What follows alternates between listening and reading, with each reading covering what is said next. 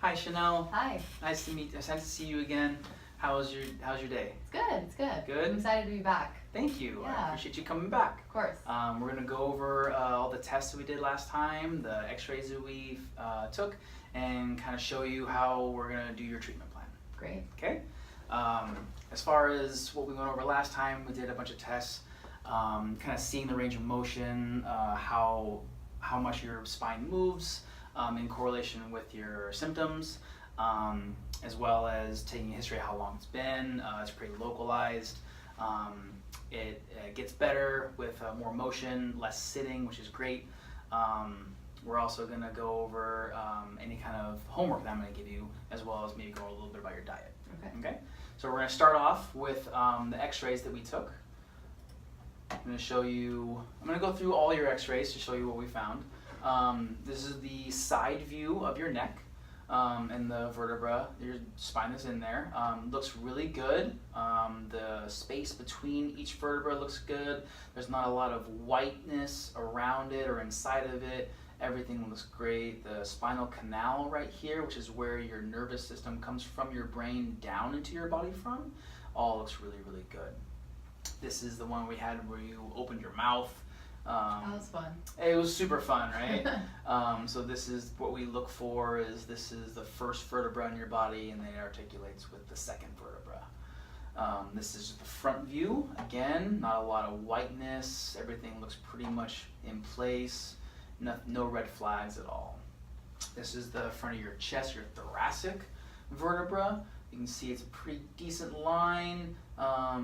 It might have a little bit of rotation in there, but nothing that we found was, again, no red flags here. This is the side of your thoracic vertebra. There's a great kyphotic curve here. If you noticed from your cervical spine, right, it kind of curves going front and then it kind of comes back. And then if you look at your thoracic vertebra, it kind of comes the opposite direction. Okay. Yeah? Is that normal? That's very normal. Okay. And then you can see how the lumbar spine, where your low back pain is, it kind of comes back the opposite direction. Okay. Right? There's a couple of reasons why our spine does that, mainly for shock absorption and also tension of that spinal cord that runs right inside of it.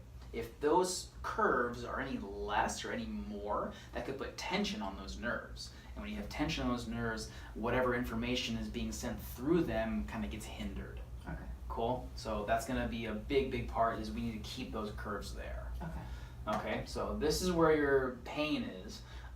The diagnosis that we've come up with is a lumbar facet referral, which basically means that where these vertebrae meet each other, it's called a facet. Where yours meet, it's a little bit more white on x-ray, which means a little more dense, and that can actually cause pain from the nerves that go to that portion of your spine, and it'll cause pain there. Okay. It doesn't refer anywhere else, which is exactly what your pain is. So that's like the best diagnosis that we've come up with. Okay. Sound good? This is just the front part of your pelvis here. A little bit of a curve here, but it's nothing extremely abnormal. And everything else with your hip joints, everything else looks great. Okay. Sound good? Mm-hmm. Okay. Along with that, we're going to go over your care plan now. I'm going to give you this handout. It's going to go over your exercise that we're going to go over later. It's called the dead bug.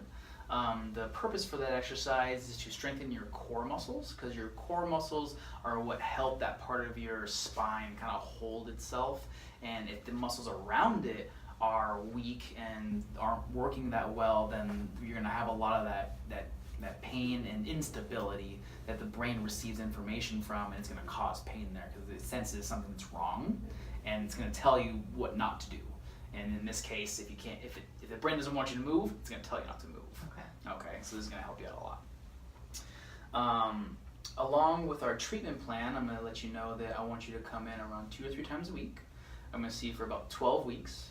And then we'll reassess after those 12 weeks, maybe do some more range of motion tests again. We won't do x-rays, but just to kind of see if there's any improvements as far as overall pain and restriction of movement. Because we had some restriction of movement before, but hopefully we'll increase that and get you better. Okay. Along with the adjustments. So in a chiropractic adjustment is a specific force that I put into your body at a specific place and time that is going to relieve what we call a subluxation. A subluxation is just a stored energy that is inputted into the body via physical trauma, thoughts, or toxins. If you meet that threshold that your body can take and you exceed it, the body doesn't know what to do with that information, so it stores it. And when it stores that information, it can cause misalignment in the body. Those vertebrae that you saw can kind of move into a position when the body doesn't like it, and it can cause a lot of those symptoms and problems like pain, like irritable bowel symptoms, and a plethora of other symptoms. Okay. So along with those adjustments that I'll be doing, we're going to use a physical therapy modality called rapid release. The rapid release is actually a vibrating muscle stimulator. So I can turn it on and lay it on the parts of your muscle that's really tender, has like a knot in it, and it'll actually help release that tension in that knot in that muscle and actually help us with the adjustments in your overall care. Okay. Sound good? Yeah. Do you have any questions for me at this point? No, very clear. Sounds good? Mm-hmm. Yeah.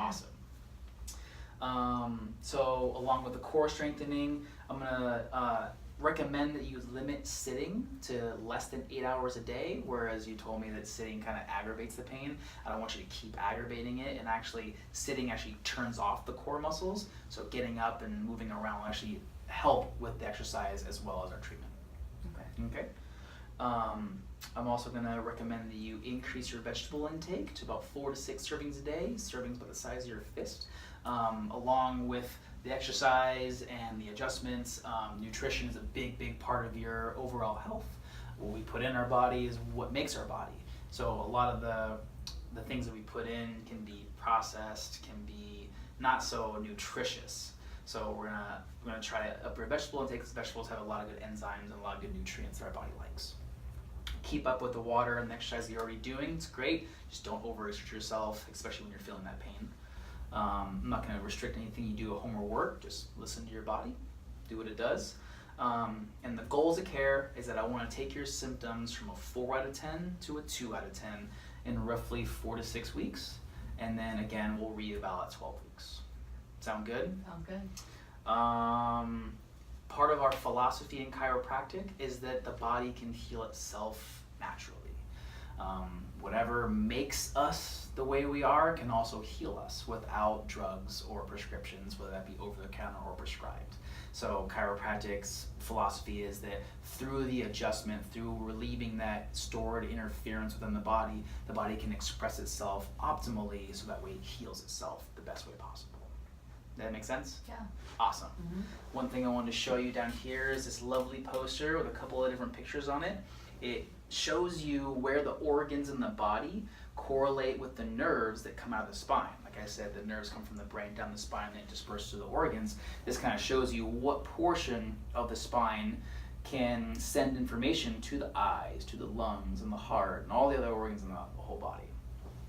And then you can also kind of see where, if you had pain in that low back, what organs that it could go to. This is a representation of a loss of curvature in the cervical spine. You see normal has this nice curve similar to yours, and then in the phase 1 portion of the degeneration or the symptomology of any kind of interference or anything, you can see it kind of straightens out a little bit. It starts to get a little bit white around here, kind of like how your low back was. And then phase 2, the distance between the bones are a little bit less, and that whiteness is kind of coming out more. And in phase 3, it's just a whole hot mess down there, and that's where we don't want you to go. We want you to stay up here. This is also a representation of where those nerves are in the body, in case you were wondering, where it comes from the brain, down the spine, and then it exits the spine, and it goes to all the different organs within the body. Cool. So if you have any more questions, we can go ahead and I can show you your dead bug. Great. Sound good? Yeah. Awesome. Thank you.